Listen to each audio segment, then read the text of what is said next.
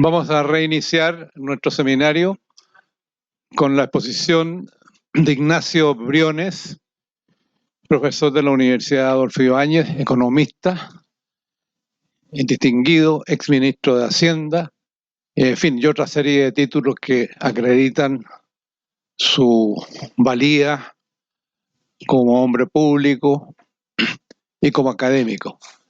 Así que le ruego a Ignacio tomar posición aquí en el podio para ser escuchado inmediatamente.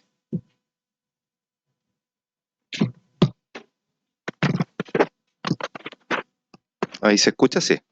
Muchas gracias, Oscar. Muchas gracias a la cátedra Tocqueville, que nos tocó comenzar además, así que doble orgullo de estar acá en este quinto encuentro, este quinto coloquio, para hablar de la crisis de octubre de 2019 y si acaso se puede mirar en algún elemento al menos desde la mirada de Tocqueville y en particular de su famosa paradoja. Naturalmente la crisis de octubre del 2019, que abre paso a un momento político fundamental en el que todavía estamos inmersos, refleja o hizo ver o hizo visible una expresión de malestar muy potente, un malestar y una preocupación por el malestar que no es nuevo, no emerge con la crisis del 2019. La verdad es que desde el retorno a la democracia se viene escribiendo bastante sobre el malestar. A fines de los 90, Brunner, el mismo PNUD, recordemos las manifestaciones estudiantiles de 2006, 2011, la misma del 2019, tiene un componente generacional y estudiantil muy profundo. Entonces, el tema del malestar no es nuevo, pero no cabe duda que su expresión, en términos de que derivó en una crisis política que lleva incluso a la apertura de un proceso constituyente en el que estamos inmersos, hace de esta crisis y en consecuencia del malestar una pregunta reformulada y más potente, me atrevería a decir. Y por supuesto esta expresión de 2019 ocurre en un contexto que es intuitivamente sorprendente de alguna manera. En primer lugar, porque ocurre en el seno del segundo gobierno de Sebastián Piñera, el segundo gobierno de centro derecha en un siglo, en el siglo XXI, lo cual es un hecho inédito si uno lo compara con lo que sucedió incluso en el siglo XX, pero también ocurre en el contexto de un indudable progreso en distintas dimensiones que experimentó Chile desde el retorno a la democracia. Un indudable progreso no quiere decir que haya progreso en todo, pero desde el punto de vista de la historia económica, la historia republicana y social, es indudable que este periodo es un periodo de auge y de avance significativo, y me atrevería a decir histórico. Entonces la pregunta es, ¿cómo este malestar se expresa en un momento en que pareciera que Chile avanzaba en lo social, en lo económico y también en lo democrático? Y eso nos lleva naturalmente a pensar en Tocqueville y su paradoja, ¿no? Donde, como recordaba Carlos Peña recién, en la paradoja de Tocqueville, esta idea de que la Revolución Francesa emerge y se realiza en un momento en que no era de decadencia económica, ni menos aún de un aumento de la opresión del antiguo régimen, sino más bien lo contrario. Venía precedido de décadas de avance económico, comercial y también de reformas que iban aligerando el peso opresor del antiguo régimen. Y de ahí su observación o su paradoja sobre este fenómeno. Entonces, no se trata acá, por supuesto, de tratar de asimilar la Revolución Francesa a los eventos de octubre del 2019 en Chile. Sería naturalmente una exageración, pero sí constatar que parece compartir, al menos al principio, una similitud en el sentido de un malestar que coincide con un momento o un periodo de avances en distintos planos. En principio, entonces, los hechos como que calzan un malestar en Chile que emerge luego de un periodo de progreso. Y la pregunta que yo quiero hacerme, quiero invitarlo a hacer, ¿no?, es si esto es realmente así y qué elementos de la conjetura de Tocqueville o la paradoja de Tocqueville, si alguno podría explicar lo ocurrido en Chile. Esta presentación y el texto que la acompaña, aclaro al tiro, no tiene ninguna pretensión de entregar una explicación a la crisis del 2019. Creo que para eso se necesitan muchos libros y páginas de tinta por escribirse ante un fenómeno tremendamente complejo y que lamentablemente me parece se ha tratado de simplificar muchas veces el debate asociándolo a una monocausa, al tema constitucional puramente tal, otras veces a la desigualdad puramente tal, Yo creo que el tema es mucho más complejo y mi ambición acá no es dar una explicación omnicomprensiva, sino simplemente y modestamente ver si hay elementos de la paradoja de Tocqueville que pueden aplicarse al caso chileno. Entonces, para ello, lo que voy a hacer es, en primer lugar, muy brevemente, compartirles ciertos elementos de este periodo de avance, de progreso que experimentó Chile luego del retorno a la democracia. Algunos datos creo que ayudan a anclar la discusión. En segundo término, y con eso a la vista, voy a entrar a la paradoja de Tocqueville propiamente tal, en tratar de entender en qué medida en realidad es una paradoja y en qué medida no es una paradoja, y en el plano que no es una paradoja, porque una paradoja no puede explicarse, significa que es un misterio, y lo que yo quiero hacer es tratar de explicar cuáles serían las fuerzas subyacentes que pueden ser útiles para aplicar al caso chileno. Voy a, en un tercer término, tratar de avanzar los lineamientos ya descubiertos, algunos aspectos del caso chileno que podrían coincidir entonces con mi interpretación de Tocqueville. Parto por lo primero. El slogan, el moto principal, el más famoso al menos de los hechos de octubre, fue esta idea de no son 30 años, son 30 pesos. Eso creo que resume tremendamente bien qué es lo que estaba, al menos en el papel o al menos en el discurso, en cuestionamiento. Un cuestionamiento de un periodo donde todo habría sido injusticia, maldad, decadencia, y es lo que me propongo explorar con algunos datos. Déjenme partir por el ámbito económico que me es propio, el crecimiento económico. La verdad es que el periodo agregado entre 1990 y 2018, para ponerlo justo antes de la crisis de 2019, es por lejos el periodo económico más exitoso de nuestra historia republicana. Uno puede tener sus propias opiniones, pero no sus propios datos, los datos están ahí, déjenme darle algunos de ellos. En este periodo, post retorno a la democracia, el crecimiento económico anual promedio de Chile fue 4,7%, es por lejos el más alto de nuestra historia republicana.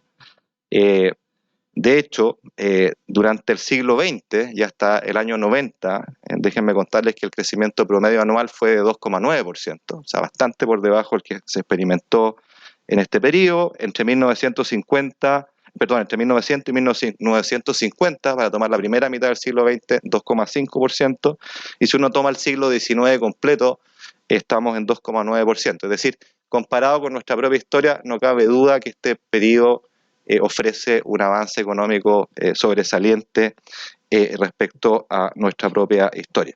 Pero también es sobresaliente respecto a Latinoamérica.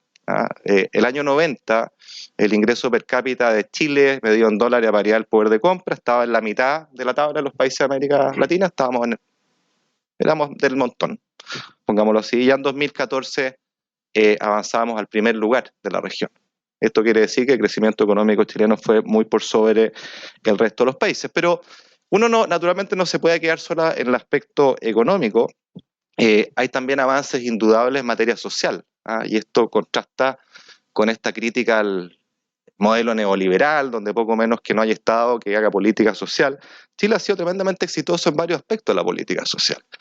Desde ya, si uno toma la pobreza, hay que considerar que esta se redujo fuertemente desde el año 90. El año 90 la pobreza medida por el Ministerio de Desarrollo Social se acercaba al 50%. En los 90, a fines de los 90, esa proporción ya había bajado a cerca del 37%. Hacia el 2011 estábamos en 22% y en 2017, justo antes de la efervescencia de octubre, estábamos en 8,6%, por lejos la tasa más baja de nuestra historia. Estos números son impresionantes, porque si uno hace un contrafactual, tomando la población que existe en 2018 y la reducción de tasa de pobreza que hubo, esto implica que con esos números se sacó de la pobreza a cerca de 11 millones de personas. Eso es enorme, y comparativamente a la región también lo es. Por supuesto, la pobreza no es todo, hay un tema fundamental que es el de la desigualdad. La desigualdad en Chile hoy día es alta comparativamente hablando, está en la medianía de la región, está en el percentil 83 a nivel mundial, medida por el índice de Gini 0,44, pero se nos olvida muchas veces en este debate que ha bajado sistemáticamente desde el retorno a la democracia. De hecho, esta desigualdad de ingresos medida por Gini era de 0,57 al inicio de la democracia, siendo 1 la peor desigualdad imaginable, 0 la igualdad perfecta, y ha caído 0,44. Esto es una baja de 20%, esto es grande. Sobre todo considerando que la desigualdad es un promedio ponderado de las distintas cortes, y las cortes que ya fueron, por así decirlo, las intervenciones son más lentas y más difícil que muestren sus resultados. De hecho, investigaciones del profesor Claudio Sapelli muestran que en las cortes más jóvenes la desigualdad es significativamente menor que en el resto. Pero más importante que esto, nuestra alta desigualdad hoy día en términos de ingresos, siendo alta comparativamente a otros países, es la más baja de la que tengamos registro en los últimos 60 años. Ese es el dato, uno podrá gustarlo o no, pero ese es el dato. Entonces, todos estos elementos uno lo llevan a preguntarse, bueno, si hay este progreso económico, este progreso de desigualdad, ¿por qué el malestar? Y déjame agregar un elemento más.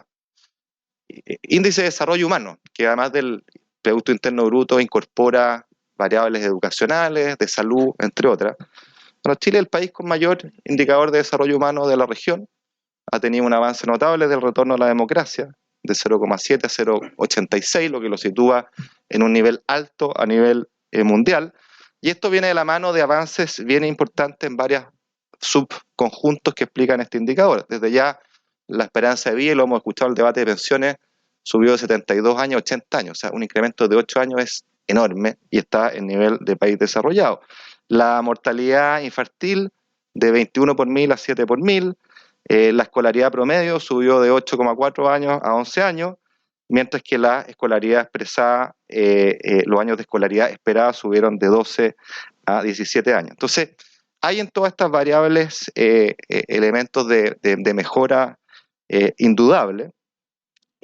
En educación, esto es particularmente cierto, y lo digo ahora porque va a ser algo que acompañe lo que voy a seguir diciendo, es especialmente cierto en ampliación de cobertura y en particular en cobertura en educación superior. Ese es el fenómeno novedoso en educación en Chile, es la masificación de la educación superior. La cobertura de Chile hoy día es 60%, estándar de país desarrollado, con mucha heterogeneidad de calidad, por cierto, y eso vamos a ver que tiene varios problemas. Pero la expansión es enorme, y no solo es enorme, sino que ha ocurrido en todos los grupos socioeconómicos. Déjenme acompañarlos con un solo dato. En los quintiles de menores ingresos, esta expansión de la educación superior ha tendido a converger a la cobertura que hoy día muestran los quintiles de mayor ingreso. Y ese es un fenómeno nuevamente muy notable. Entonces, si uno toma estos elementos, y en particular esta expansión, esta masificación de la educación, en especial de la educación superior, siendo cierto además, y esto es un dato que no lo ponemos arriba de la mesa, en los años 60, 3 de cada 10 chilenos en edad de ir a la escuela iban a educación media. Esa es la tasa de cobertura, hoy día 100% prácticamente. Y en educación superior eran 2 de cada 100 que estaban en edad de ir a la universidad. Algunos tienen reminiscencia de estos tiempos de la educación como un derecho, parece, pero la verdad es que era completamente exclusoria. Ahí sí que era una élite la que iba a la educación superior. Entonces, la masificación es un fenómeno, yo estoy seguro que Carlos Peña estaría de acuerdo con esto, de hecho lo ha escrito en su libro Pensar el malestar, muy significativo para entender parte del malestar que nos rige. Entonces, todo esto pareciera indicar, y aquí entro a Tocqueville, a mi segunda parte, que a medida que más se avanza en combatir ciertos males, ciertas aprehensiones, ciertas carencias, pareciera ser que estamos siendo más insatisfechos o experimentamos más malestar. Y esa es la génesis un poquito de la paradoja de Tocqueville. Pero para ver si la paradoja de Tocqueville aplica realmente a esta realidad que acabo de escribir, yo creo que es útil por un segundo detenerse en qué significa esta paradoja. Y quiero señalar acá que es fundamental hacer una distinción en la temporalidad con la cual se mira la paradoja de Tocqueville. Recuerdo la paradoja, es constatar que un periodo de bonanza y de ampliación de libertades, vamos a decir, viene sucedido de malestar que lleva a la revolución. Y esto es paradójico porque de alguna manera nos está diciendo que para las personas más de un bien, provoca un mal, o menos de un mal, ¿cierto? Provoca malestar. Y eso es como una suerte de falla lógica, es como que no lo logramos concebir, contraría cualquier principio que nosotros tengamos a la vista. ¿Ah? Reduzco un mal y en lugar de tener bienestar, tengo malestar. O a contrario senso, tengo más de un bien y tengo más desafección o más malestar. Eso no nos cabe. Y ahí está la paradoja, pero en realidad lo que voy a argumentar es que esta paradoja tiene dos momentos. Uno que es lo que la distinción que hace el filósofo noruego Jon Elster en su libro Tocqueville, el primer cientista social, que dice, hay un momento hay una paradoja que es sincrónica, son dos hechos que ocurren en el mismo momento, y hay una que es diacrónica, que tiene que ver con una secuencialidad en el tiempo. Por supuesto, la primera es la paradoja pura y dura, y nos lleva al absurdo de decir que más de un bien provoca un mal, y eso la verdad es que no tiene ninguna utilidad respecto a lo que queremos explicar, porque uno quiere explicar en ciencias sociales cuáles son los fenómenos que hay detrás. Y por lo tanto la versión interesante es la diacrónica, que introduce la variable tiempo.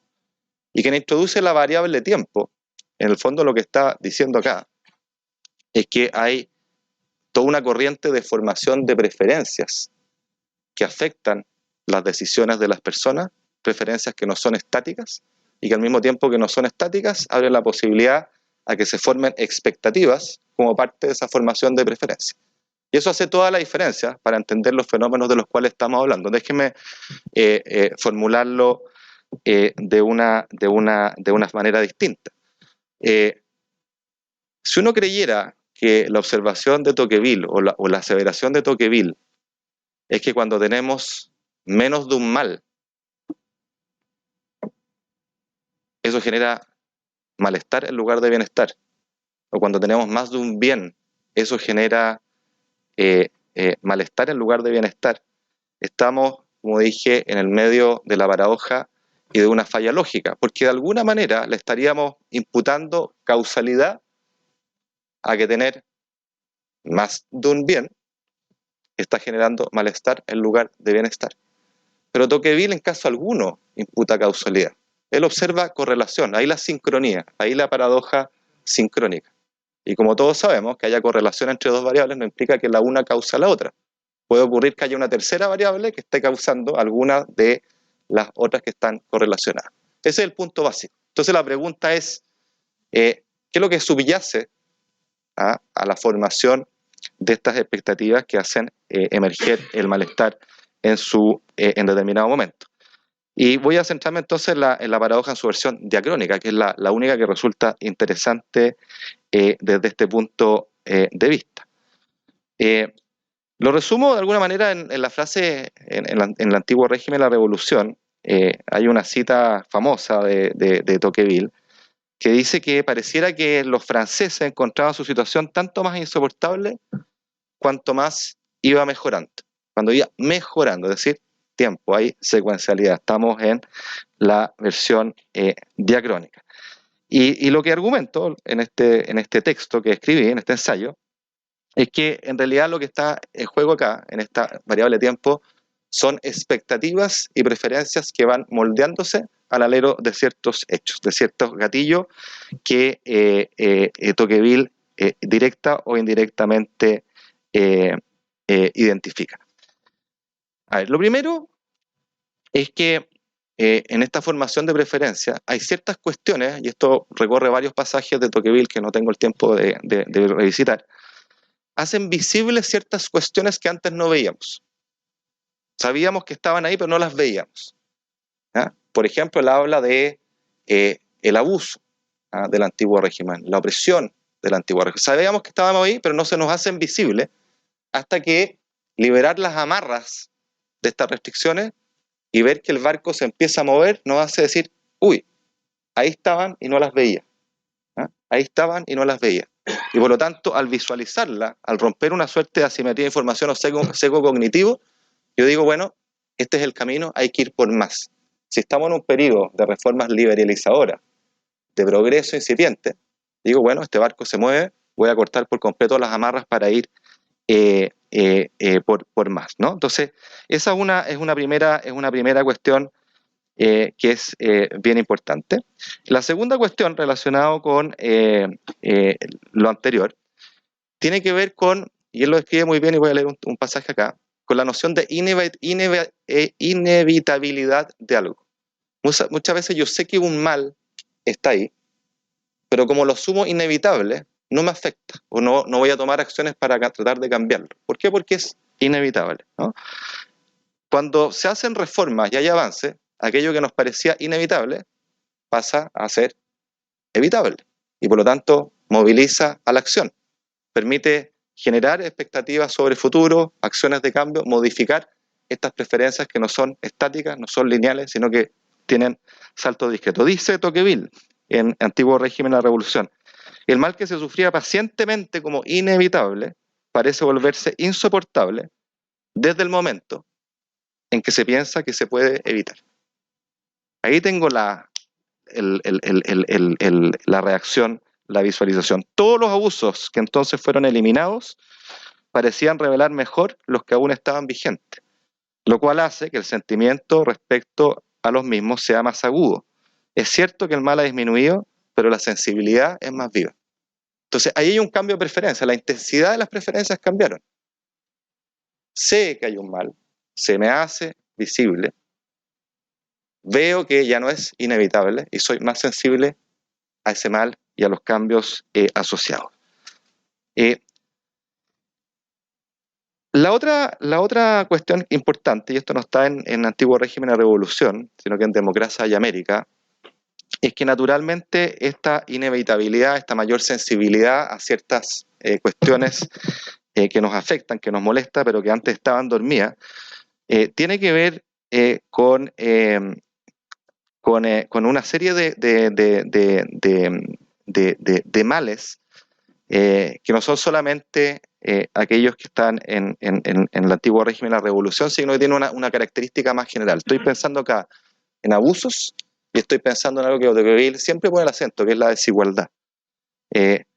Dice él en Democracia en América, el odio que los hombres sienten por los privilegios aumenta a medida que los privilegios disminuyen y son menos considerados, de manera que las pasiones democráticas parecerían arder con más ferocidad justo cuando tienen menos combustible.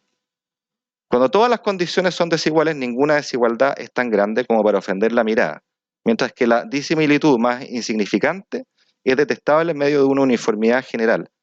Mientras más completa sea esta uniformidad, lo que decía el profesor Peña, más insoportable a la vista se torna dicha diferencia. Por lo tanto, es natural que el amor por la igualdad aumente constantemente junto con la misma igualdad y que crezca con aquello que la alimenta, ¿ya?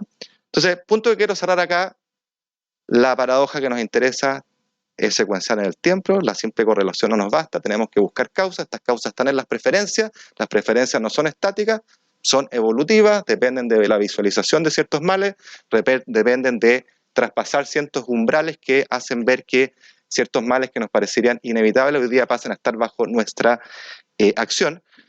Y eso naturalmente lleva a una segunda variable que es fundamental para lo que quiero explicar en la tercera parte, que es la posibilidad de generar expectativas respecto al futuro como parte de las mismas preferencias. ¿Se entiende? Déjenme ir al rol de la expectativa y en particular analizar dos casos. El primero y más obvio, son las expectativas, la formación de expectativas futuras respecto del presente. Es decir, cuando yo superé un cierto umbral de suficiencia de algo que me parecía inevitable, pero hoy día está bajo mi acción, yo tengo la posibilidad de pensar en un proyecto vital, o en un proyecto país, o en formular cambios que puedan ocurrir. Y si a la vez estoy en un periodo de bonanza, donde todo aquello que se ha hecho parece que nos conduce en una dirección que es bienvenida, es razonable que yo forme una expectativa respecto a cómo voy a estar mañana, mirando qué cosa, mirando lo que ocurre hoy día. Pensémonos en el caso de Chile, pensémonos en un caso de bonanza económica y de mejora social. Si eso fuera cierto, es razonable que yo proyecte que en 10 años más voy a estar en un estadio de mayor progreso económico y de mayor cierre de brechas sociales. Eso parece razonable y ese es el primer caso interesante. El segundo caso, que es muy importante, es con el tiempo en la dirección contraria. son expectativas que yo formé ayer sobre el futuro, pero en un futuro que en realidad es hoy día. Es decir, contrasto la realidad que vivo hoy con aquello que yo dibujé o imaginé ayer. En otras palabras, la formación de expectativas nos hace pasar de un estadio de pasividad, por así decirlo, a uno en el cual yo creo tener derecho mañana sobre cuestiones que estoy dibujando en mi propia expectativa. ¿Se entiende? ¿Y qué es lo que lleva a eso a pensar? Es que si aquello que yo dibujé ayer para mañana, y ese mañana es hoy día, bueno, pueden haber expectativas frustradas que lleven a malestar, sin que haya una disminución o una merma en las condiciones materiales o sociales o políticas. ¿Se entiende? Si aquello que yo imaginé ayer era de un estadio de mucho mayor progreso que el progreso que tengo hoy día, bueno, voy a tener una brecha de expectativas y una causa de malestar. Ese es el punto clave que quiero señalar. Hay bastante literatura que ha girado sobre este punto, sobre el rol de las expectativas frustradas, y el punto que me interesa, sobre todas las cosas, analizar en los minutos que me quedan, que es llevar el efecto Tocqueville a Chile, con estas ideas en mente, ¿no? Entonces, déjenme quizás resumir en simple lo que acabo de decir. Uno, no tiene mucho sentido aplicar la versión bruta de la paradoja o la versión sincrónica.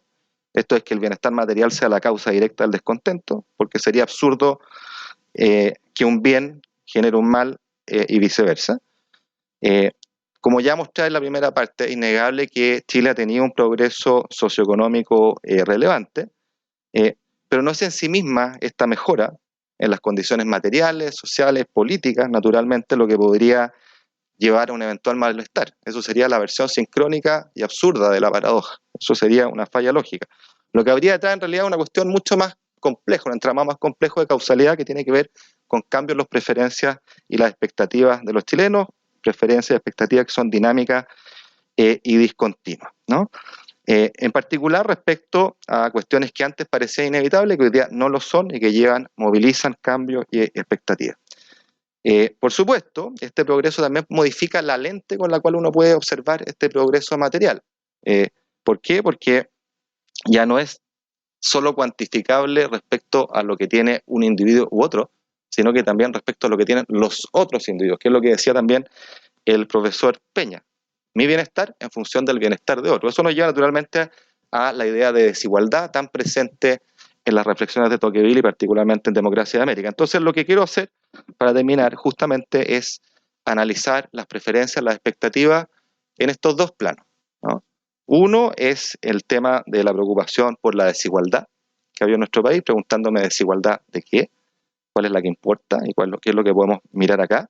Y lo segundo, respecto a expectativas en materia de mejoras de ingreso y sobre todo también el posicionamiento en la escala social, que es lo que decía el profesor Peña delante también.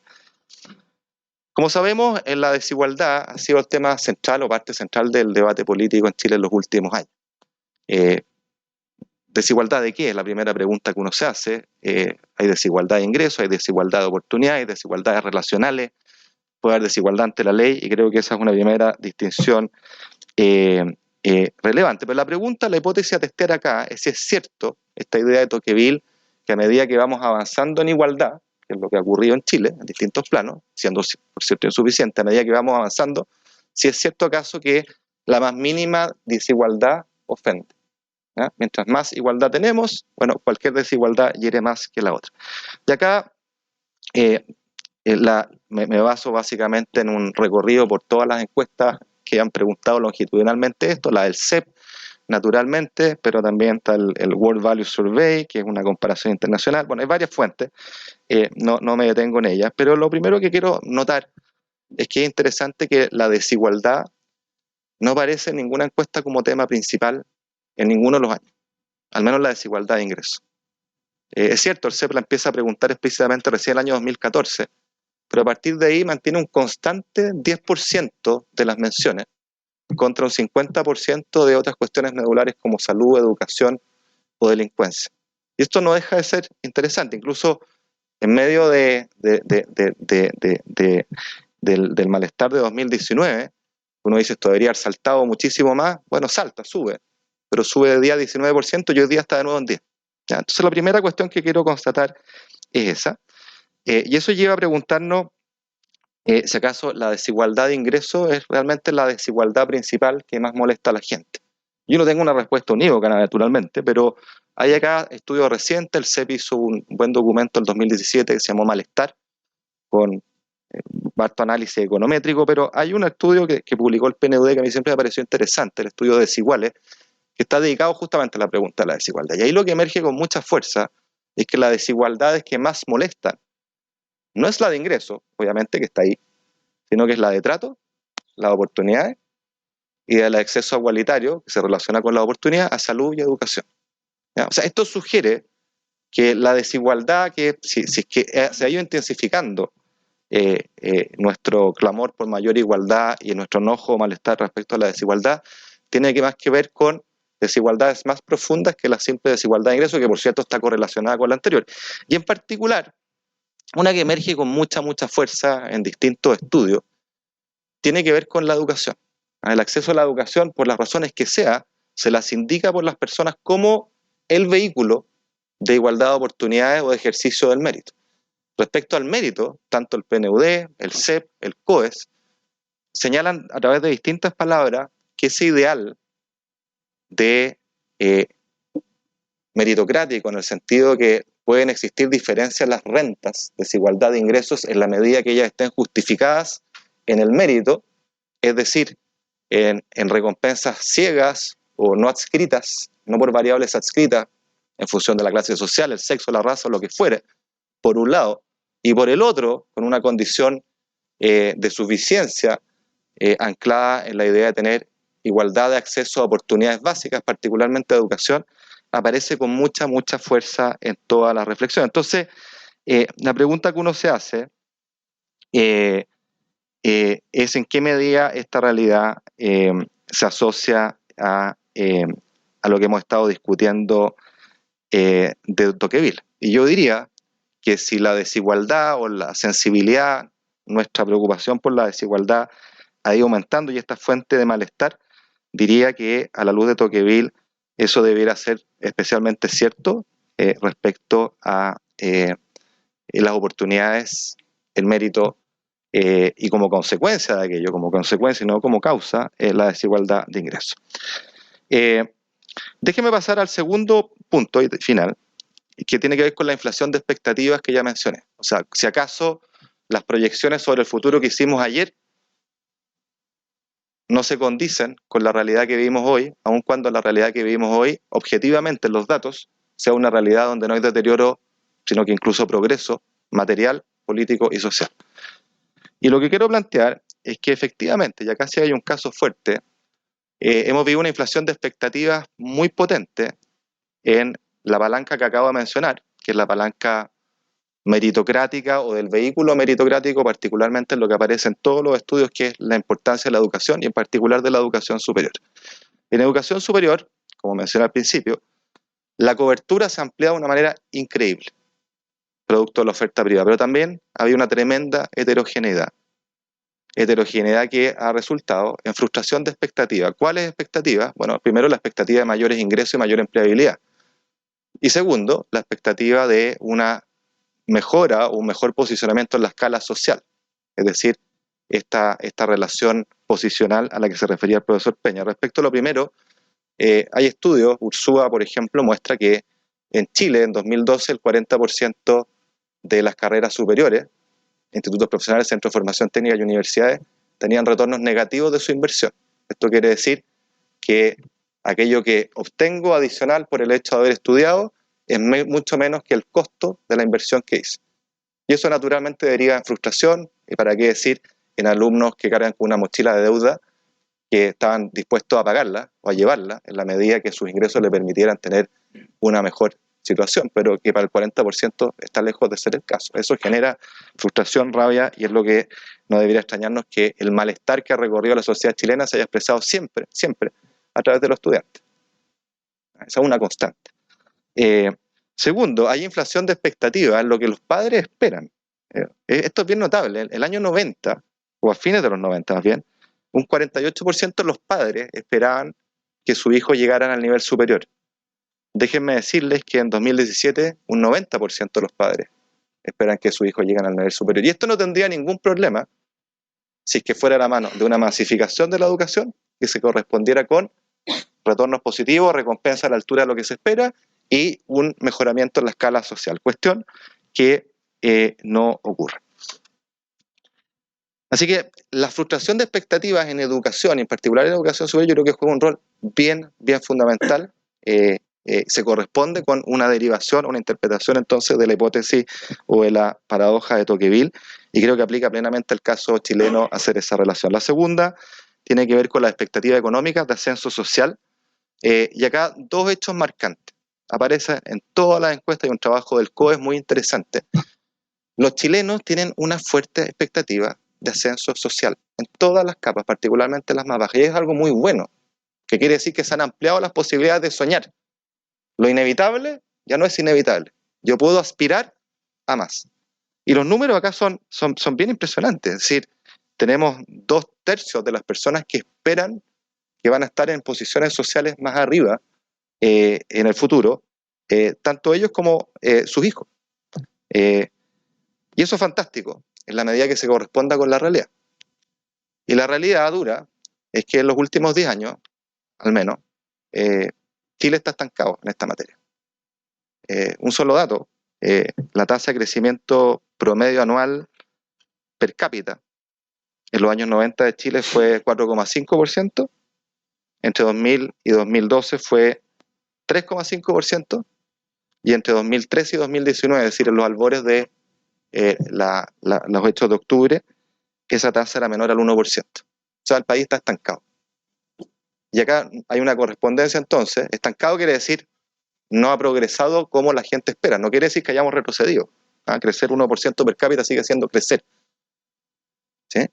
Pero mi punto es que la expectativa que hicieron las personas de mejoras materiales y de posicionamiento se hizo con un país que tenía otro ritmo de crecimiento, otra velocidad.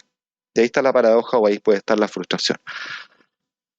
Entonces, para resumir y terminar, me parece que la idea de inflación de expectativas que luego se ven desafectadas como una interpretación, una derivación de la paradoja de Tocqueville, es una fuente de malestar que se verificaría en Chile en dos planos relevantes: el de la educación, particularmente el de la educación superior, que a su vez es clave de esto que ya reseñé, de la demanda por igualdad de oportunidades, que aparece tan fuerte respecto al tema de la desigualdad. ¿Ya? Y la segunda es con una expectativa de mejora económica, de progreso, de ascensor social, que al menos en los años recientes, producto de un país que se encuentra estancado, si bien no ha retrocedido, no ha progresado a la altura de lo que muchos esperaban. Y por eso que en conclusión me parece a mí que la conjetura de Tocqueville, correctamente leída, en su versión interesante y no en aquella que a mí me parece francamente absurda, como recordaba el profesor Peña y como se decía en la sección anterior, creo que tiene mucho de vigencia para entender los fenómenos que ocurren en el Chile de hoy. Obviamente esto no agota el tema, hay muchos otros elementos de juicio a tener a la vista, pero no deja de ser notable la vigencia de estas ideas simples pero tan potentes que uno puede aplicar a casos concretos como el que estamos viviendo hoy día en nuestro país. Muchas gracias.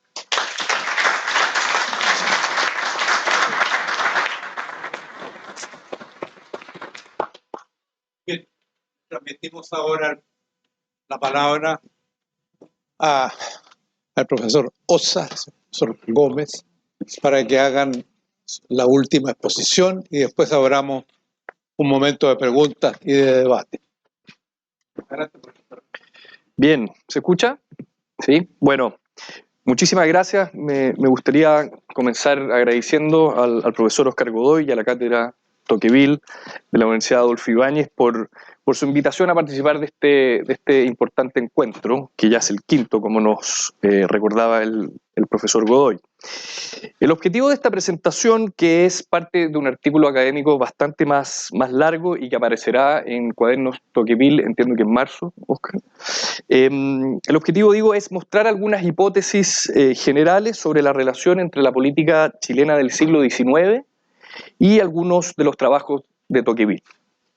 Junto a Jorge Gómez proponemos que luego de la Revolución de Independencia, esto es, las primeras décadas del siglo XIX, se fue forjando en Chile un etos reformista. De ahí el título de la presentación, que se llama Chile y Tocqueville, adecuaciones a un etos de una época, 1840-1870. Ese etos reformista, planteamos, habría estado caracterizado por una disposición a favor del carácter representativo de la democracia, el que incluso configuró una particular conjunción entre los llamados sectores conservadores y liberales en torno a marcos políticos determinados, desde los cuales concibieron la formación de la República en dichas décadas, insisto, entre 1840 y 1870. Esta presentación analiza las eventuales coincidencias entre ese etos reformista, compartido, insisto, y esto es importante, por liberales y conservadores, y las reflexiones que realizó Tocqueville respecto al fenómeno democrático en Estados Unidos, a principios de la década de 1830. Considerando que es difícil establecer que el francés influyera directamente en el pensamiento de las dirigencias chilenas, veremos algunos aspectos abordados por Tocqueville a lo largo de su obra y que de una u otra forma se manifiestan en las reflexiones y preocupaciones de pensadores y políticos en Chile. Es decir, no hay una causa-efecto entre lo que dijo Tocqueville y lo que se planteó en Chile, pero sí hay algunas coincidencias, ¿no? Específicamente, sostenemos con Jorge que esos temas están relacionados con diversas tensiones y que en este trabajo resumimos en 4. La tensión entre reforma y revolución, la tensión entre asambleísmo y democracia representativa, la tensión entre despotismo gubernamental y libertad, y finalmente la tensión entre asociatividad versus individualismo, ¿no? A continuación yo me detendré en las dos primeras, reforma y revolución, asambleísmo y democracia representativa, y Jorge luego se dedicará a las siguientes dos. Comienzo entonces con lo primero, con lo que hemos llamado el carácter reformista del liberalismo conservador chileno, que suena a primera vista un oxímoron, pero voy a intentar explicar por qué no lo es. Entre 1840 y 1870 se desarrolló entre diversos letrados chilenos un tipo de reformismo que, precisamente porque no era revolucionario ni radical, fue aceptado por buena parte de una dirigencia que adhería a una forma liberal y conservadora de entender y ejercer la política. Un paréntesis, esto no quiere decir que no hayan existido otros etos revolucionarios o radicales. Por ejemplo, Francisco Bilbao y Santiago Arco obviamente adherían a un etos revolucionario. Como tampoco quiere decir que no haya habido un etos meramente conservador, ¿no? Sin embargo, nos parece que el etos reformista, cuyas características voy a ahondar ahora, digamos, imperó durante la época en estudio, ¿no? Ahora, ¿por qué era liberal y conservador? Liberal, porque ese etos asumía como propia la defensa de la libertad individual y la igualdad ante la ley. Conservadora, ya que fomentaba una concepción más tradicionalista que rupturista de la vida política. Similar a lo que se conoce como, en la literatura como liberalismo clásico, ¿no? Uno de cuyos máximos exponentes, Edmund Burke, existe una cátedra en esta universidad sobre Edmund Burke, había establecido en la segunda mitad del siglo XVIII cuyos ejes centrales, insisto, había expuesto Edmund Burke a fines del siglo XVIII y que tenían características que él resumió bajo la siguiente frase, ¿no? Las reformas tempranas son arreglos amistosos con un amigo que detenta el poder, mientras que las reformas tardías son términos impuestos al enemigo conquistado. La importancia de la reforma, finalmente, para evitar la revolución, ¿no?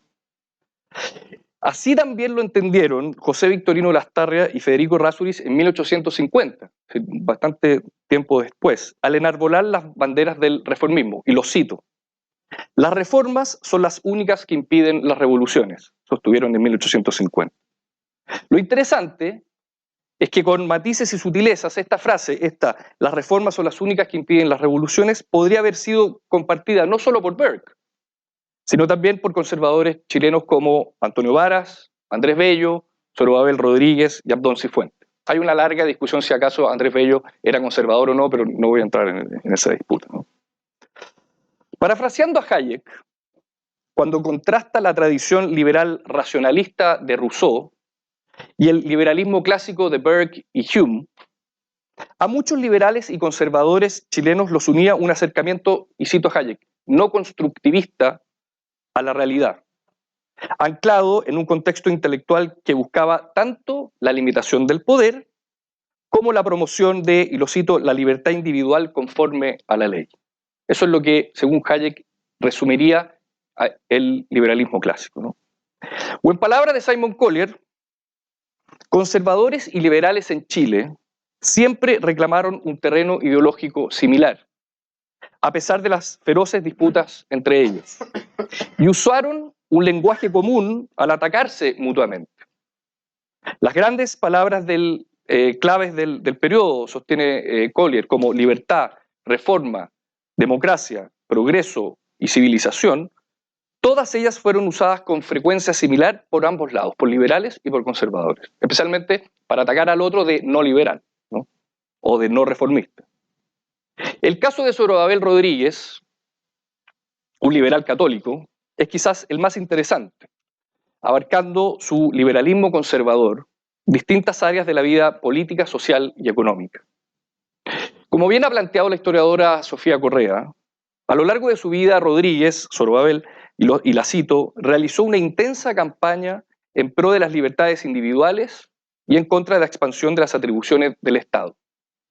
No obstante ser un conspicuo miembro del Partido Conservador, luchó por conquistas liberales, por el voto acumulativo, por las incompatibilidades parlamentarias, por la comuna autónoma, por la libertad electoral, no obstante ser un conspicuo miembro del Partido Conservador. Ahora, al igual que los liberales conservadores chilenos, Tocqueville compartía un mismo espíritu reformista. En su ya citada genealogía, Hayek sostiene efectivamente que Tocqueville formó parte del grupo de pensadores continentales que heredaron algunas de las premisas claves del liberalismo clásico del siglo XVIII. Otro ejemplo sería Constant, ¿no? José Antonio Aguilar, quien ha estado en esta cátedra, ha argumentado a su vez, y lo cito, que Tocqueville fue asimilado en Argentina y otros lugares de Hispanoamérica a una corriente de liberalismo conservador que Melchior llama liberalismo de construcción nacional. Fin de la cita. Una de las características de ese liberalismo es su pronta comprensión de los riesgos que producen los devaneos soberanistas y asambleístas de la democracia de los antiguos, luego replicada por los jacobinos durante la Revolución Francesa. Entonces la siguiente sección se detiene en esta cuestión, ¿no? Y voy al segundo paso, cuyo título es La democracia representativa en disputa. De la revisión documental de la época, es decir, de las fuentes generadas en la época, en el siglo XIX, no queda claro cuánto ascendiente directo puede haber ejercido Tocqueville entre los intelectuales y políticos chilenos, si bien es posible verlo citado una que otra vez, ¿no?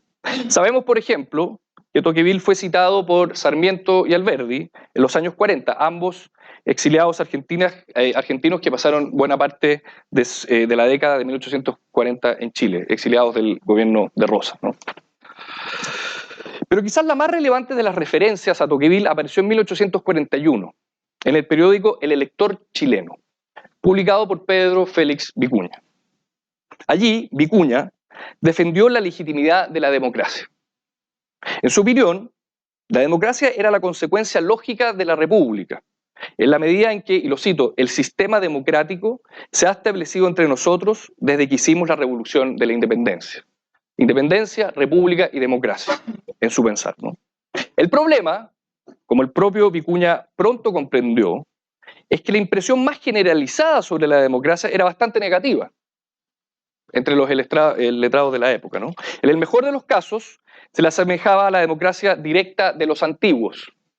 En el peor, a la Francia jacobina que había derivado en el terror de Robespierre. Vicuña salió en defensa de la democracia del 28 de mayo de 1841, o más bien de su versión de democracia, para lo cual se apoyó, entre otros, en Constant y Tocqueville. Vicuña diferenció, y esto es muy, muy importante, ¿no?, entre la democracia de los antiguos y el sistema representativo. La democracia, lo cito, de hoy no es aquella de los antiguos en que los ciudadanos de una población dictaban sus leyes, hacían la paz y la guerra, oían a sus oradores, juzgaban a sus hombres y aún ejecutaban los fallos pronunciados en las sentencias, planteó, ¿no? Para luego agregar, esa democracia viciosa, la democracia de los antiguos, propia de solo una ciudad, ha sido combatida por los historiadores y los políticos como uno de los sistemas más perniciosos, como una doctrina irrealizable más allá de los muros de un estrecho recinto. Por el contrario, la democracia de los modernos, fíjense en la alusión que está haciendo a Constant, estaba construida sobre la idea de la representación. Es decir, no podía ser directa o asambleísta. Lo cito, el sistema representativo es el que explica principios, medios y fin muy distintos de los de la democracia. Entendida la voz según el diccionario de la lengua castellana o cualquier otra vocabulario o según el de la política, concluyó Vicuña. Que la viabilidad de la democracia pasara a depender del régimen representativo denota un giro, digamos, conservador en la discusión. Fue en efecto la democracia representativa la que imperó de ahí en más a partir de la década de 1840, al punto que incluso los seguidores de Manuel Bulnes, un conservador, comenzaron a disputar el concepto a los liberales que, como Vicuña, se habían mostrado interesados en defender su radio de acción. Así ocurrió, por ejemplo, en la elección presidencial de 1846, cuando los sostenedores de la reelección de Bulnes emplearon una retórica democrático-representativa parecida a la de los liberales, para acercarse al artesanado y otros sectores sociales, aunque ahora diferenciando entre un proyecto supuestamente anárquico, como el de los liberales, y uno construido en base al orden y la estabilidad institucional, que era el caso de los conservadores. Como resultado, insisto, la democracia representativa dejó de ser el monopolio de unos pocos liberales para convertirse en un término utilizado transversalmente por conservadores y liberales. Con el tiempo, entonces, liberales y conservadores comprendieron que el mejor antídoto ante la democracia directa era la democracia representativa. Para letrados como Lastarria, un poquito después, ciertamente apoyados en Tocqueville, tanto más peligrosa que la monarquía era la democracia excesivamente igualitaria, enemiga, y lo cito, del libre gobierno del individuo por sí mismo, o como se habría dicho en Estados Unidos, del self-government. Como es conocido, uno de los principales objetivos de Tocqueville había sido mostrar a los hombres, si es posible, lo que deben hacer para escapar de la tiranía y la degradación al convertirse en democrático. Un objetivo compartido por Lastarria, para quien el gobierno de sí mismo no puede coexistir con el Estado absoluto, con la soberanía ilimitada ejercida por un monarca temporal o perpetuo, o por un Congreso, o por ambas a un tiempo. Y aquí ya le entrego la palabra a Jorge. Por supuesto, Lastarria era consciente de la advertencia de Tocqueville en cuanto a que el gobierno representativo puede derivar, y lo cito, en un poder político opresivo que puede ser individual o colectivo, el monarca o el Congreso.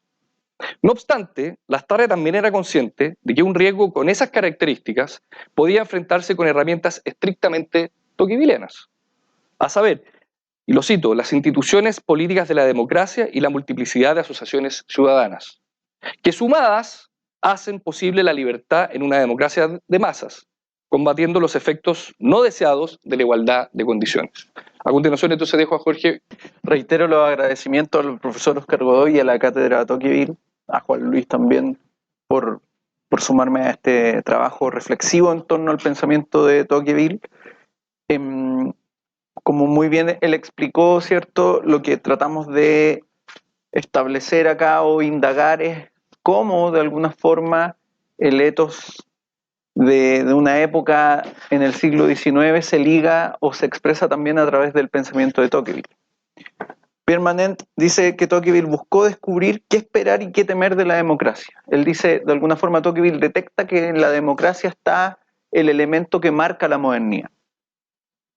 Y Tocqueville obviamente lo que busca es compatibilizar ese contexto de libertad con esta creciente democracia, teniendo presente el riesgo de un nuevo despotismo que describe Tocqueville, que para él obviamente está expresado en la centralización burocrática del Estado.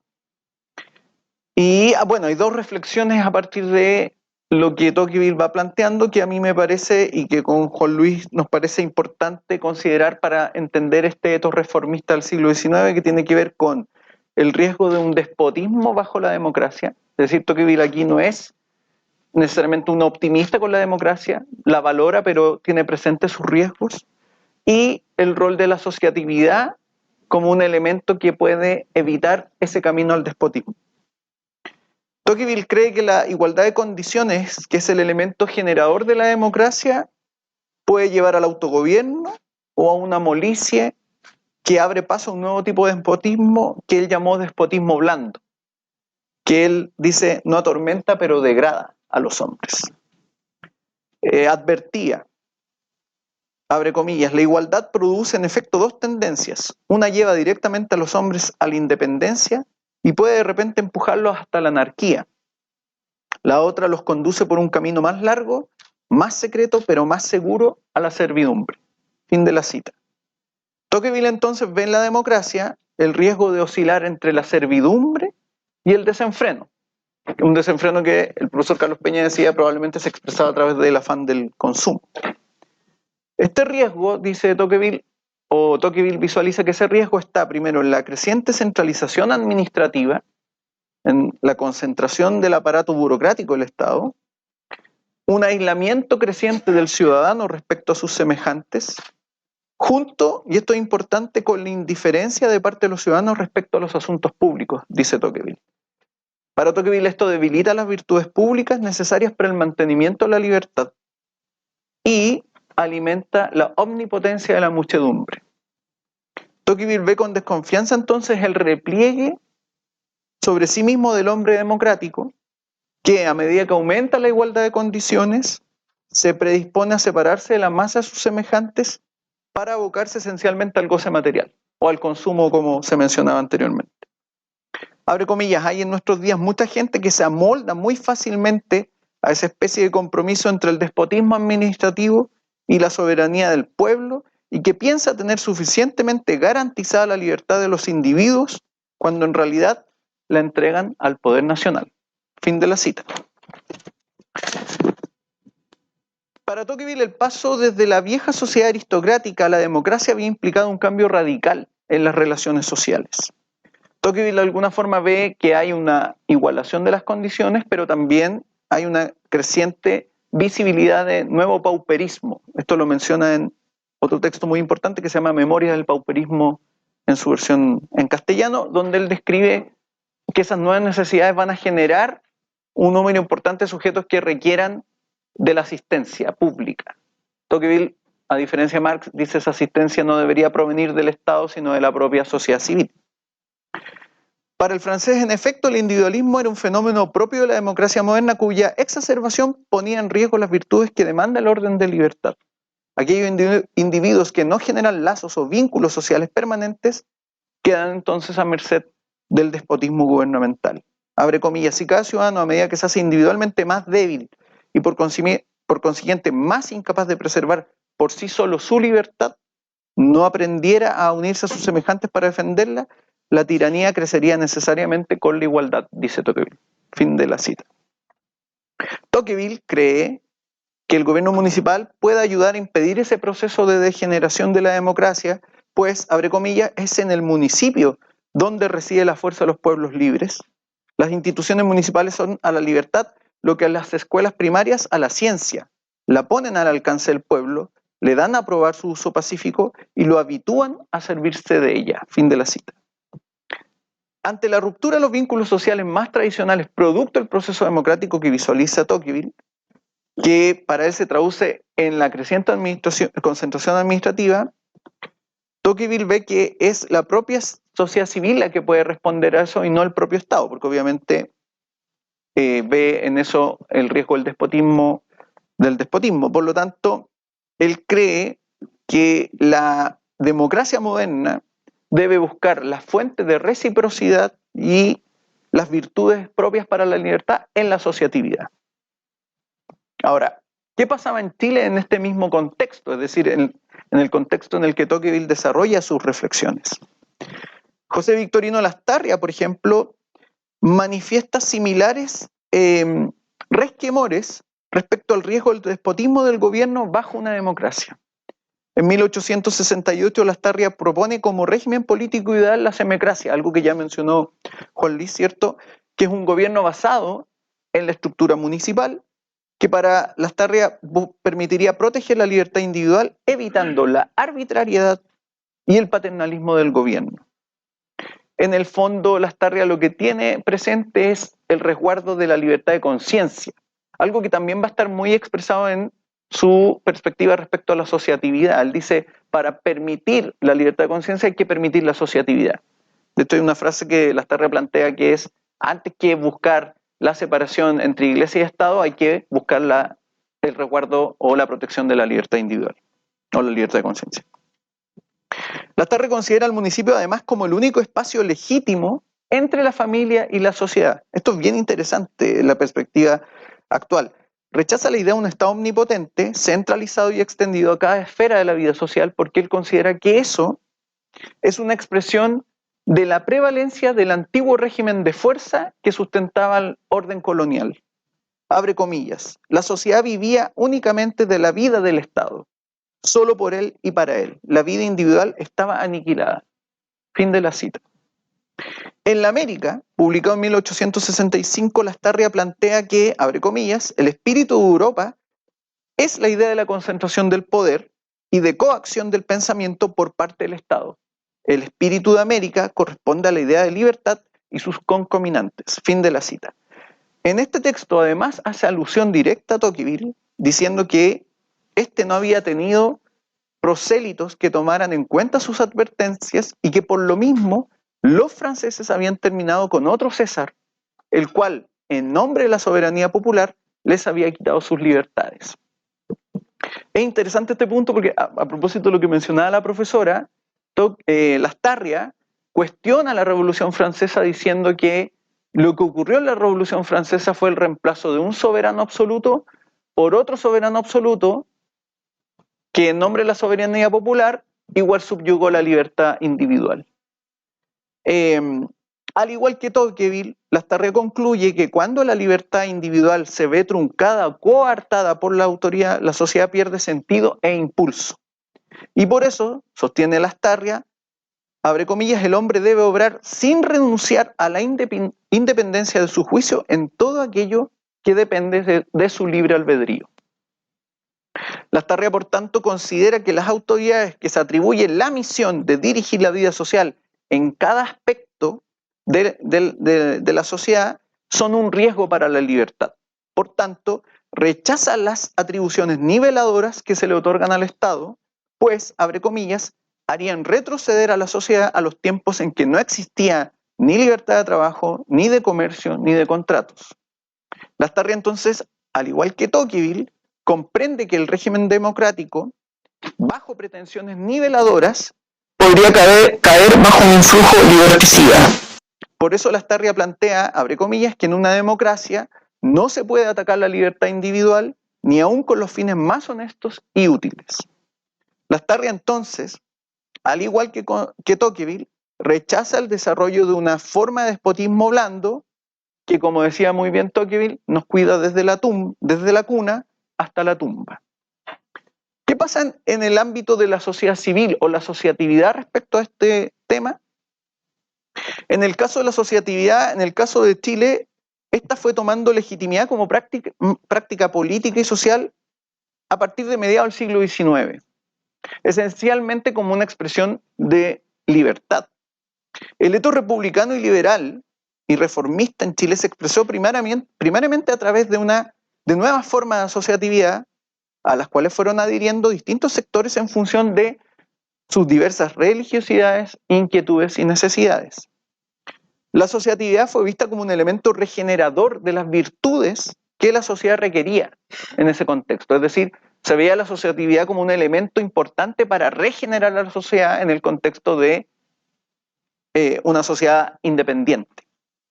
Pero además fue vista como una fuente de reciprocidad, en este caso, y de virtudes como la solidaridad, tal como también planteaba Tocqueville. Obviamente, sin necesariamente haber leído a Tocqueville, estaba esta idea. El nuevo patrón de sociabilidad no se limitó, sin embargo, al ámbito político. Generalmente los grupos políticos estaban muy inspirados, ¿cierto?, en las asociaciones en Francia, ¿cierto? Pero se fundaron otras instituciones o asociatividades que no estaban necesariamente abocadas al ámbito político. Así surgieron entonces nuevos periódicos, clubes y distintos grupos que buscaban de alguna forma manifestarse en el espacio público con sus inquietudes y necesidades. Así la sociedad civil en Chile se fue forjando al amparo de una nueva sociabilidad que fue adquiriendo importancia, pues se volvió una mediadora entre los individuos y el Estado republicano naciente. En la década de 1850, por ejemplo, esto se expresó a través de la creación de sociedades, asociaciones y mutuales, como la Sociedad Tipográfica de Socorros Mutuos, que surge en 1853. La Sociedad de Instrucción Primaria, por ejemplo, nacía en 1856, mediante aportes y donaciones de particulares, también es otro ejemplo de este espíritu asociativo. Es interesante, por ejemplo, considerar lo que se planteaba en el discurso de su fundación, es decir, de la fundación de la Sociedad de Instrucción Primaria. Abre comillas, dice: el espíritu de asociación que tantos prodigios ha obrado en la industria, en las artes, en el fomento material de la riqueza de las naciones, se pone ahora al servicio de intereses más valiosos aún, al servicio de las clases desvalidas de nuestra sociedad. Fin de la cita. En ese sentido, es interesante considerar que la asociatividad no solo fue un mecanismo para elevar virtudes o promover, por ejemplo, la instrucción, sino también un mecanismo que utilizaron las minorías religiosas que, avecindadas en Chile producto del creciente flujo comercial en el siglo XIX, buscaron sostener su fe frente a una sociedad que seguía siendo fuertemente católica. Probablemente en este caso, la ciudad donde se aprecia mejor el espíritu de la asociatividad en varios de sus sentidos es Valparaíso. La ciudad de pie, según Gabriela Mistral. Valparaíso recibió una gran cantidad de migrantes, una gran cantidad de disidentes, exiliados, ¿cierto?, de distintos lugares, que traían ideas, creencias y perspectivas muy distintas a lo que existía en Chile. Y fueron ellos, en el fondo, a través de la asociatividad, que fueron generando mecanismos de asociatividad que hoy día incluso siguen prevaleciendo, ¿cierto? En Valparaíso, ¿cierto?, se formaron los primeros cuerpos voluntarios de bomberos, surgieron ahí también los primeros clubes de fútbol, ¿cierto?, o los clubes deportivos, y además ahí también surgieron las primeras escuelas para obreros y mujeres. Por ejemplo, José Joaquín de Mora funda junto a su esposa una escuela para mujeres. También ahí surgen las primeras logias masónicas, y por lo tanto la asociatividad toma una riqueza notoria en ese contexto. Por lo tanto, de alguna manera, ahí se va asentando gran parte del etos liberal reformista que uno podría visualizar en el siglo XIX. Es a partir de estas asociaciones también que se instala, por ejemplo, la discusión respecto a la libertad religiosa o la separación entre iglesia y Estado, que impulsan los propios protestantes. Entonces, si bien no es posible concluir que Tocqueville haya ejercido una influencia directa, ¿cierto?, en los letrados y políticos chilenos, sí se puede plantear que existen enormes coincidencias muy notorias entre sus reflexiones y las ideas que desarrollaron nuestros propios pensadores y dirigentes en el siglo XIX. En el caso de nuestro país, ¿cierto?, Chile, las acciones de los grupos dirigentes muestran formas de expresión política similares a las que pueden encontrarse en algunos de los principales escritos de Tocqueville. La importancia de la reforma en contraste con los riesgos de la desmesura revolucionaria son visibles en las reflexiones de liberales y conservadores. El rol de la asociatividad como un elemento regenerador y como un elemento que promueve las virtudes para la vida pública también es visible en las reflexiones de distintos pensadores y dirigentes. Y el riesgo de un Estado omnipotente que subyuga al individuo también está presente como un elemento de reflexión. Probablemente también ahí la idea de la democracia representativa como el elemento que se contrapone, ¿cierto?, a un asambleísmo anárquico está presente como un elemento de la reflexión. Y fueron además todos estos elementos parte de la reflexión del siglo XIX que de alguna u otra manera configuraron parte del pensamiento político o una parte importante del pensamiento político del siglo XIX que también heredamos hacia el siglo XX y probablemente hacia el siglo XXI. Por lo tanto, me parece que ver cómo el pensamiento de Tocqueville se expresa a través de este ethos en Chile también es una tarea importante que hay que considerar a la hora de reflexionar también respecto a desafíos actuales, como plantea Ignacio, hoy día para la sociedad chilena y cuáles son esos elementos que están ahí latentes, si podemos decir. Muchas gracias. Muy bien.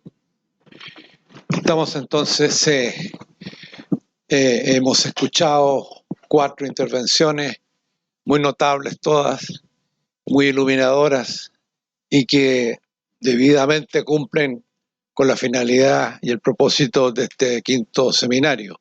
Me gustaría preguntarles a ustedes si tienen alguna cuestión que plantear, una pregunta, un comentario, etcétera, para cerrar esta sesión.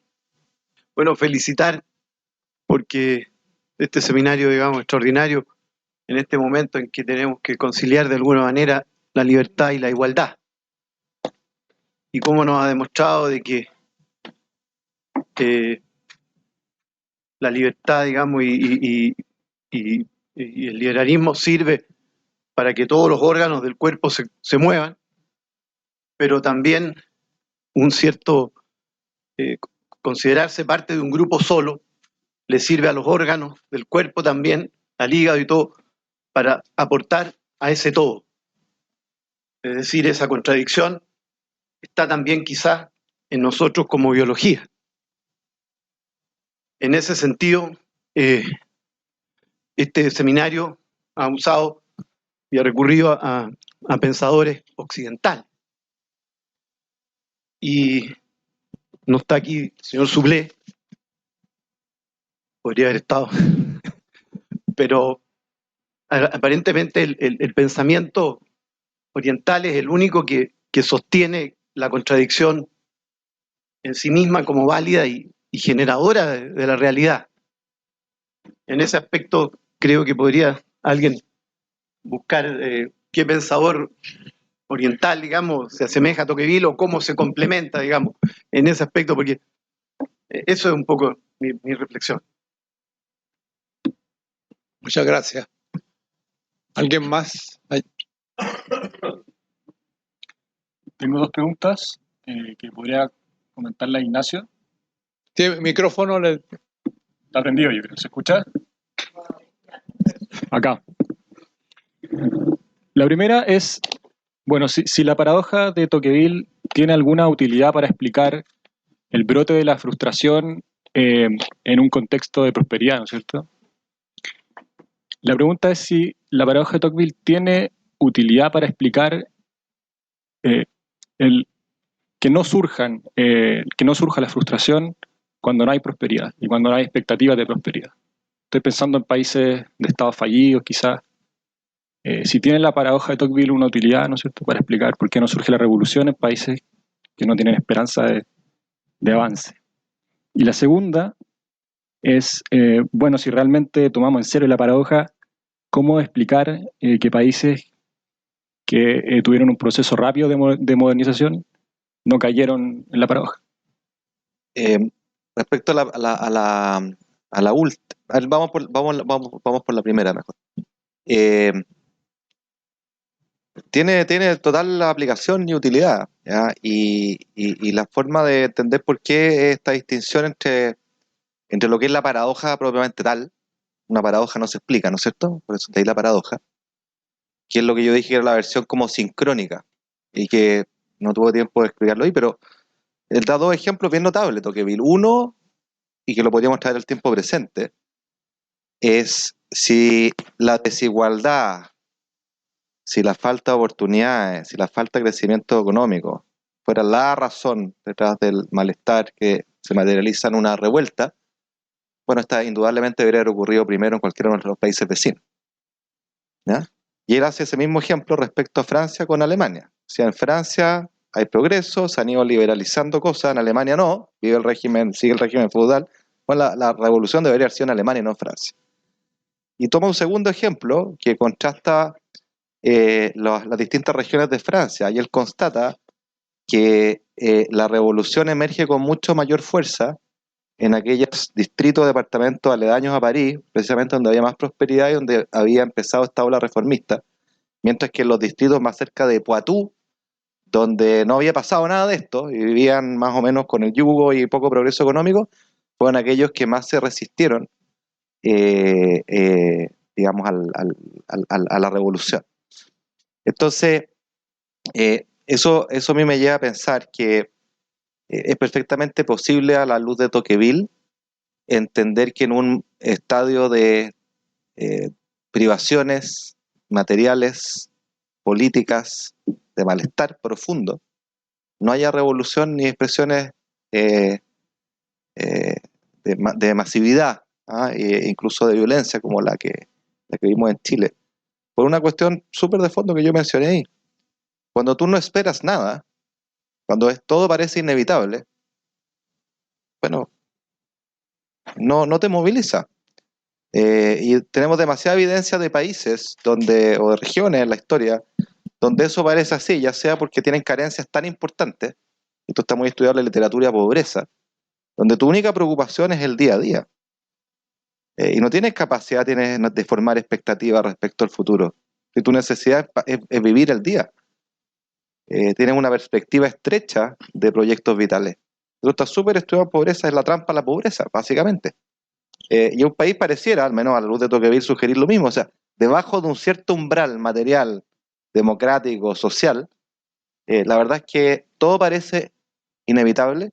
Y si todo parece inevitable, bueno, esa motivación o esa revolución no despierta. Esto está en abierta contradicción, de alguna manera lo sugería Carlos Peña, con la tesis marxista, ¿no? Donde la tesis marxista es la carencia material, es la opresión, y entre más carencia y más opresión haya, más probabilidad de revolución hay.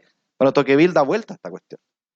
Y dice, no es tan así, porque si tú ves que esto es inevitable, y estás debajo de un cierto umbral, bueno, tu preocupación no es formar una expectativa respecto a lo que pase mañana, sino que es vivir el día a día, vivir sumiso, y la fuerza o la insumisión se manifiesta arriba de un cierto umbral, o al menos cuando tú puedes formar una expectativa. Así que yo creo que son súper vigentes y aplicables al mismo caso que tú hacías en la segunda pregunta. Un comentario, o sea, para ambas presentaciones, en verdad. Uno, para de Juan Liosa, que me pasa que el tema del discurso, que tú asimilas que tanto liberales como conservadores ocupan los mismos términos para defender una postura como eto-reformista. Igual se me tiene que ver como que hay un espíritu de los tiempos en esa época en que la palabra civilización, libertad, etcétera, es como el concepto clave y eso se ocupa tanto para, no sé, en Europa para justificar el colonialismo, como el voz de la libertad, la civilización, como para justificar la expansión de la educación pública. Entonces, eso no significa que haya un eto-reformista en sí, depende de la práctica en que se traduce eso.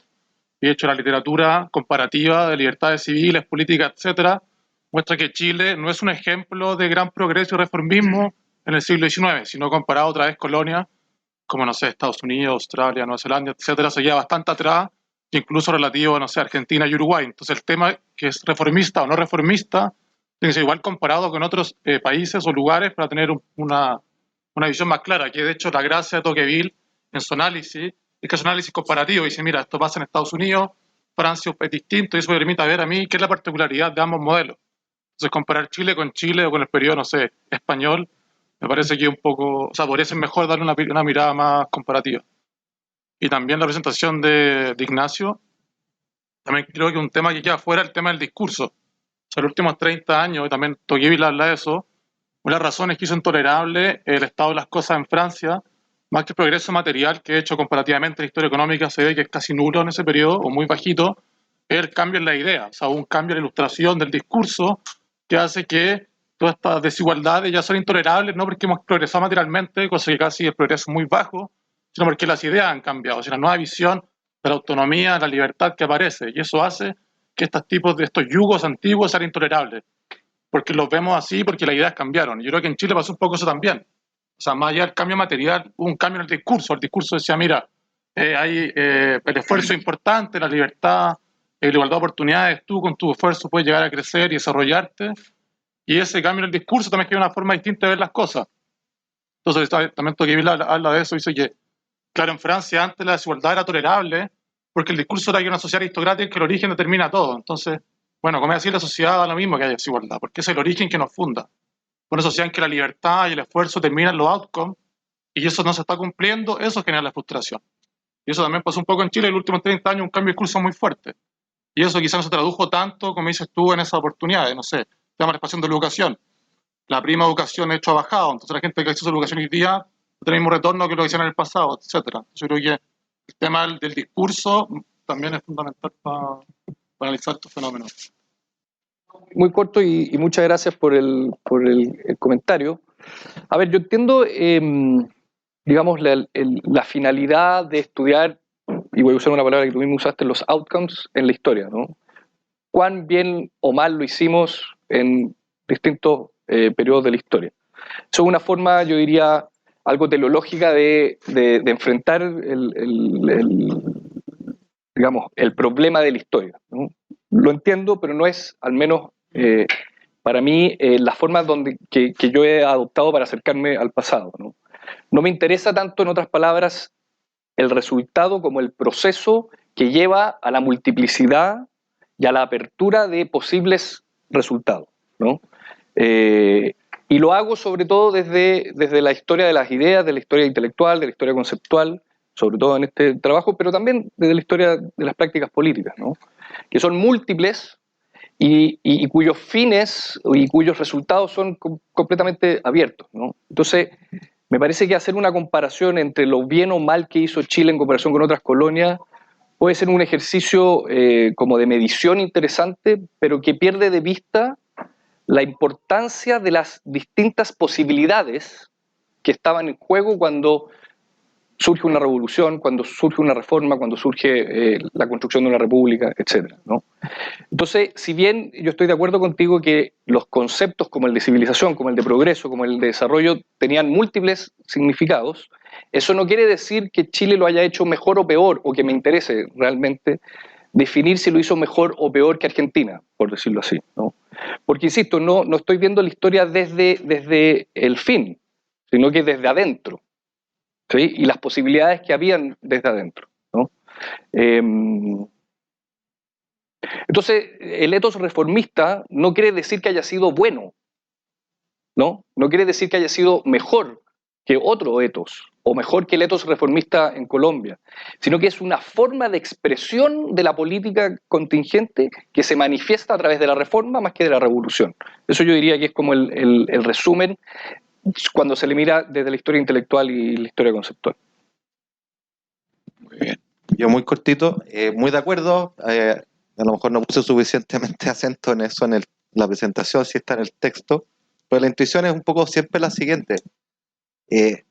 Si tú no tienes verdadero ejercicio o espacio de ejercicio de tu autonomía, si el concepto de autonomía, extrememos el argumento, no existe, no tienes nada contra lo cual rebelarte. No hay una expectativa de poder construir un proyecto vital porque no eres autónomo. A medida que esas posibilidades se amplían, es como que está la paradoja en principio, tú puedes empezar a soñar e imaginar y a formar expectativas respecto a un futuro, que cuando se desafectan pueden crear frustración. Tiene que ver con la expectativa de las oportunidades y de la construcción de los proyectos vitales y del mérito. Sí, les agradezco la atención y la presencia.